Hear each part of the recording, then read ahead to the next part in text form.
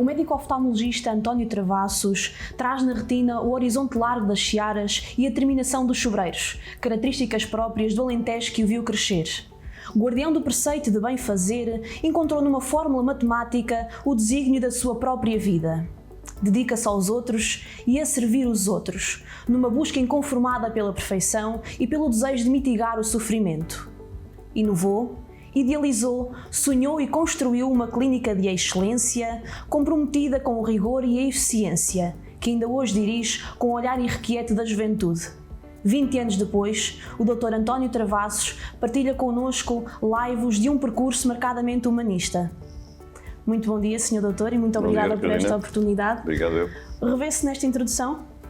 Revejo e já com alguma inveja, porque sei que a senhora está no teatro e tem uma dicção ótima, coisa que eu nunca consegui ter tempo para fazer. Muito obrigada. Até por alguns problemas respiratórios. Me revejo numa procura de fazer bem, de trabalhar para fazer melhor, continuamente. Todos reconhecem um foco e determinação. Em criança, já era o Sr. Doutor que definia todas as brincadeiras? Todas não, mas muitas. Porque durante muito tempo também tive que brincar sozinho. Tinha um irmão mais velho, mas que era uma pessoa que levava o tempo a ler, desde os seus 7 anos, desde que aprendeu a ler, levava o tempo a ler, e eu tinha que brincar na herdade dos meus pais, ou com as pessoas mais velhas, ou tinha que inventar as minhas brincadeiras e os meus brinquedos. Isso foi ótimo para mim. Qual foi o momento em que percebeu que queria estar ao serviço dos outros enquanto médico? Porque sei que nem sempre quis ser médico. Não quis ser médico e, durante muito tempo, preocupei-me em me preparar. Fundamentalmente, trabalhei sempre para ser o melhor. E é aos 40 anos que eu noto, de facto, a grande viragem na minha vida. Eu estava no congresso em Espinho e há uma senhora de um laboratório de Lisboa que me diz: doutor, o senhor está mais soft. E eu disse: o quê? Nem penso nisso. Nada mudou. Fiz 40 anos e nada mudou. Quando regressei a Coimbra nessa noite, junto às curvas ali da Coria, ainda não havia autoestrada, eu pensei: bom, não estás mais soft, deste-me a reviravolta de 180 graus. E, nesse momento, eu percebi que mais importante do que ser licenciado em Medicina é ser médico. Porque ser médico não é só ser licenciado em Medicina, é estar ao serviço dos outros, é perceber que nós, quando restauramos ou ajudamos a melhorar qualquer falha que haja em qualquer doente, temos que fazer o melhor por ele. Não podemos perder nada. Por conseguinte, se calhar defino-me não só com uma capacidade de trabalho muito grande, mas como um mau perdedor. Não gosto de perder, particularmente quando está em jogo a saúde dos outros. E porquê o médico oftalmologista? Porque as coisas acontecem e na minha vida foram sempre acontecendo de uma forma que às vezes era quase imprevisível. Eu estava numa aula de Química Fisiológica e o professor de Química Fisiológica escreve uma forma do aminoácido no quadro e quando acaba de escrever uma longa forma diz: quem não quiser saber isto, vá para a oftalmologia. E picou-me. Não gostei de ouvir aquela forma de se exprimir. E disse: é para aí que eu quero ir, porque se calhar a oftalmologia pode ser muito mais do que receitar só óculos. E foi isso que fiz, é isso que tenho feito. E tem marcado muito bem o seu território na oftalmologia e não só. Sr. Doutor, eu sei que considera o nosso olho como uma máquina fotográfica muito sofisticada que teve uma evolução durante milhares de anos. Diz mesmo, e o Sr. Doutor vai me corrigir se estiver errada, mas que para operar o olho humano é necessário engenharia, matemática e ciência. Sim. É aí que encontra a ligação entre a sua paixão pela engenharia quando tinha na sua juventude e a oftalmologia? Aprendi, fundamentalmente porque tenho uma formação próxima da física, gostei sempre de física, gostei sempre de matemática. Entendo que a cirurgia que faço é fundamentalmente, particularmente a do vitro-retina, é uma engenharia mecânica pura. Por conseguinte, eu tenho que anular vetores para conseguir obter, por exemplo, a replicação de uma retina. A retina não descola por acaso, descola porque é tracionada. Há uma determinada força que a puxa para o interior do olho. Bom, é preciso dar essa força, é preciso criar uma cofragem gasosa ou líquida, se utilizarmos o óleo, que vá ajudar a que a retina volte à sua posição de origem. Por conseguinte, quando eu consigo passar para a medicina, a física, a matemática, eu estou a tornar a medicina e a cirurgia mais exatas, a aproximá-las. Claro que depois surgem imensas dúvidas, porque eu, quando penso em física, penso na física newtoniana e não na física quântica. Quando começo a abordar a física quântica, sinto que não tenho preparação para entender. Quando ouço os astrofísicos falarem, fico sempre seduzido, porque eles já não estão nem na física newtoniana, nem na quântica, e já estão a tentar arranjar uma nova física, novos princípios de física para explorar, digamos, as nebulosas, para explicar os buracos negros, para explicar, de facto, o universo. E isso faz-me sentir muito pequeno e ter a noção de que talvez não esteja no caminho certo, mas eu, quando procuro a física e a matemática, ou a informática, ou toda a engenharia, estou a tentar, digamos, que a medicina seja uma ciência positiva, uma ciência que não dependa de impulsos, que não dependa de acreditar que irá acontecer. Quer que a medicina aconteça, quer que a cirurgia aconteça, sempre para recuperar tanto quanto possível o doente e as melhores funções que o doente possa ter. Falando num dos seus mentores, qual foi o papel do professor Cunha Vaz no seu percurso? Enorme. É o médico porque eu tenho maior admiração. Permita-me que eu utilize uma palavra, escancarou-me completamente as portas da oftalmologia. Se não fiz mais, foi porque não quis. Se não fiz uma carreira internacional como ele queria, foi porque entendi que não devia fazer, porque criei outros objetivos, criei outros projetos. Se não fiz o doutoramento, não foi de certeza por culpa dele. Fiz 2 teses de doutoramento, que depois acabei por não entregar, porque... Houve alguma razão? Houve com certeza razão. A primeira tese eu não me conseguia rever nela, porque eu não acreditava no que estava a fazer, e como não acreditava, não quis. Isso criou algum atrito, nomeadamente com o professor Cunha Vaz. Depois, a segunda tese corresponde a uma fase em que eu saio a primeira vez do hospital, e em que saí porque não estavam criadas as condições que eu queria para tratar bem os meus doentes. Tinha acabado de falecer uma criança num bloco operatório, eu emocionei-me, chorei, eu tinha entrado naquela cirurgia quase por obra e graça do Divino Espírito Santo, porque é no domingo à tarde que eu vou ao hospital e me pedem para ir urgentemente para a sala. Tinha a criança inicialmente salva, depois houve uma complicação e depois acaba por morrer numa intervenção. E isso doeu muito. Mesmo em termos clínicos, há inovações médicas que estão associadas pelo professor Cunha Vaz e pelo Dr. António Travassos, não só em Portugal, mas também internacionalmente, como é o exemplo das injeções Avastin em prematuros.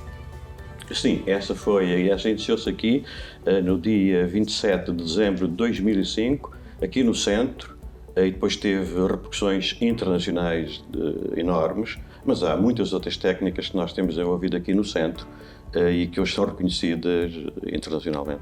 O seu profissionalismo e o sucesso das suas inovações e da sua técnica já lhe valeu a atribuição de uma Grande Cruz da Ordem de Mérito de Grande Oficial que lhe foi atribuída em 2015.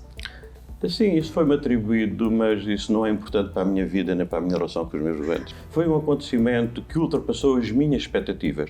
Eu nunca tinha assistido no 10 de junho, que era na altura em que os presidentes normalmente atribuíam essas condecorações, eu não tinha percebido o impacto que aquilo podia ter na vida das pessoas. E fiquei preocupado e interroguei várias vezes porque é que me estão a atribuir a medalha, e depois tive muitas pessoas a telefonar-me, a dizer ainda bem que te atribuem, és a pessoa certa para que seja atribuída.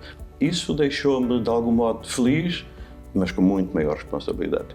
Claro. Não me revejo nas pessoas que foram condecoradas e não souberam cumprir os desígnios que essas condecorações lhe exigiam.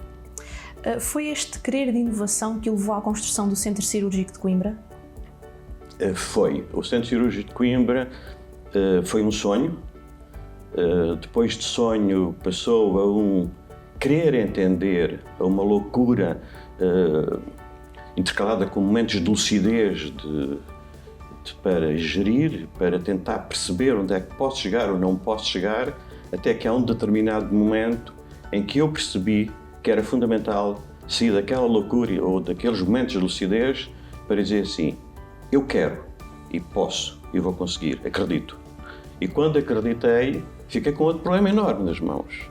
Foi pensar, quem é que eu vou fazer acreditar? Porque nós na vida não conseguimos fazer nada sem os outros. Precisamos dos outros para tudo. Somos muito dos outros. E por conseguinte, eu tive a felicidade de ter nessa altura já o Dr. Elídio Faria e o Dr. Mário Silva, que me tinham acompanhado todo o meu percurso, que eram pessoas com quem eu me dava e me dou muitíssimo bem, que nos respeitamos totalmente, e esse trio me permitiu depois irmos convidar outras pessoas, porque de facto não se podia avançar com um centro cirúrgico uma pessoa. Nessa altura nem sequer havia sociedades unipessoais, e se soubesse não funcionavam. Não se podiam aplicar ao centro cirúrgico. E por conseguinte, foi uma obra que me tem apaixonado e que me faz sonhar que é possível fazer coisas boas neste país, procurando ir sempre à frente. Quando iniciámos e quando sonhei o centro cirúrgico, não se fazia uma nova clínica há 40 anos em Coimbra. Interroguei-me várias vezes, e por isso é que digo que houve loucura, se eu podia avançar com o centro, seria conseguir, porque pensava que se qualquer investidor americano viesse fazer um investimento na área da saúde em Coimbra, teria disponibilidade para o fazer, depois de saber a potência instalada que estava no Hospital da Universidade de Coimbra e no Hospital dos Covões. Bom, mas eu conhecia essas duas unidades muitíssimo bem e percebi que havia um espaço para poder surgir uma clínica em Coimbra que de algum modo completasse essas unidades. E foi por isso que o centro cirúrgico nasceu. Curiosamente, ou talvez não, o Sr. Doutor agora vai-me explicar, a clínica foi instalada junto ao Caminho de Ferro, que no final do século XIX era um sinal de progresso. Existe alguma razão para a clínica estar localizada neste sítio? Quando pensei em criar um centro, e esse projeto é inicialmente todo meu, preocupou-me fundamentalmente com as acessibilidades. Preocupei-me fundamentalmente com os meus doentes diabéticos. E eu estou aqui a utilizar uma palavra que eu nem sequer gosto de utilizar muito, que é os meus doentes. Mas referi também os meus doentes diabéticos. E particularmente os diabéticos do tipo 1, que são pessoas que hoje, felizmente, têm uma vida muitíssimo melhor, mas que há 30 anos, há 20 anos, eram pessoas que tinham enormes dificuldades. Cegavam, ficavam insuficientes renais muito cedo. Perdiam os empregos aos 30 anos. Não tinham capacidade económica. Mas foram esses doentes e os grandes traumatizados que fizeram o nome e a marca António Travassos. Por conseguinte, eu tinha que criar as condições para criar um centro que os servisse. Eu não me queria servir deles, eu queria ajudá-los, com certeza que aprendendo e aperfeiçoando a técnica cirúrgica, particularmente, outro tratamento com lasers, porque nessa altura havia anti-VEGFs, com esses doentes. Mas foi criar uma unidade onde eles chegassem facilmente e por um preço acessível. E foi por isso que o centro cirúrgico foi criado aqui, com a Piedade da Espadaneira. Aqui atrás, durante 2 anos, corri as ruas de Coimbra de uma forma tranquila aos domingos de manhã, à procura de encontrar um local onde pudesse instalar o centro. Tive a felicidade de vir aqui fazer uma palestra aqui ao centro de diálise, aqui de Bencanta, em que o Dr. Pires Cabral, no fim da ação, lhe perguntei, há aqui algum terreno que se possa comprar? Não, que eu saiba não. No dia a seguir de manhã, telefone-me e disse, olha, tenho aqui um pedreiro que me está aqui a fazer uma obra, que está encarregue de vender aqui um espaço aqui perto da Via Rápida, que pode vir visitar. Bom, eu passado meia hora estava aqui e era este terreno onde está implantado o edifício. É o primeiro edifício do centro cirúrgico. Ainda seguindo coincidência. Ainda seguindo essa linha de pensamento de a clínica estar instalada junto dos Caminhos de Ferro, sobre que carris é que assentam os fundamentos desta clínica? Já abordou alguns, mas especificamente quais é que são os fundamentos principais que levam à progressão do centro cirúrgico de Coimbra? Estão expostos por todo lado. Eu lembro de uma vez, estava em Barcelona, numa reunião científica, e o eletricista que nós tínhamos aqui no centro telefona-me e disse, doutor, onde é que eu posso pôr os extintores? Eu digo, senhor Loureiro, não esqueça 3 princípios fundamentais dessa casa. Primeiro é a segurança. Segundo, a funcionalidade. Terceiro, a estética. Por conseguinte, esta casa foi toda pensada Ela foi feita para ser um centro cirúrgico e foi toda pensada para dar segurança ao doente e para ser funcional.